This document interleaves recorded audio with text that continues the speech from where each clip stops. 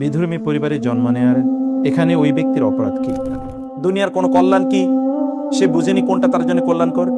সে degree অর্জন করার জন্য ভালো বিশ্ববিদ্যালয়গুলো খুঁজেছে, সে বাজারে গিয়ে সবচেয়ে ভালো আলু, পটল, মাছ, মাংস এগুলো সে খোঁজার চেষ্টা করেছে। সে যখন বিয়ে করবে তখন সবচেয়ে সুন্দরী মেয়ে অথবা সুন্দর ছেলেকে সে বিয়ে করার চেষ্টা করেছে। কোন এলাকায় বাসা নেবে এগুলোর ব্যাপারে সে প্রচুর পরিমাণ জিজ্ঞেস করেছে। কেবলমাত্র স্রষ্টার ব্যাপারে তার কোনো জিজ্ঞাসা নাই, স্রষ্টার ব্যাপারে তার কোনো আলোচনা নাই। তার এই বুদ্ধিটাকে সে এখানে খাটালো না। সে কোনোদিন জিজ্ঞেস করলো না আমি কোত্থেকে আসলাম এই পৃথিবীতে এবং আমি কোথায় যাব পৃথিবী এই জীবন শেষে। এটুকু সে জিজ্ঞেস করলো, এটাই তো তার বড় অপরাধ। সে কোন ঘরে জন্ম নিয়েছে? ইব্রাহিম আলাইহিস সালাম কোথায় জন্ম নিয়েছে? ইব্রাহিম আলাইহিস সালামকে তো আল্লাহ আগে নবী বানানে, তিনি তো আগে জিজ্ঞেস করেছেন এগুলো কে, আমি কেন আসমানে তারকার পূজা করি? তো বাবা মানে তার আত্মীয় স্বজনকে বলেছে, তার বাবাকে বলেছে মাযা তা'বুদুন, তোমরা কিসের আসলে ইবাদত করো? ইয়া আবাতি, এ বাবা তুমি এগুলোর ইবাদত করো না। আপনি নিজেই যেটা তৈরি করেছেন সেটাকে আপনি কিভাবে উপাসনা করেন? নিজের তৈরি জিনিস, আবার এটাকে আপনি আবার বঙ্গোপসাগরে নিক্ষেপ করেন। সামান্য কমন সেন্সও তো মানুষের লাগবে।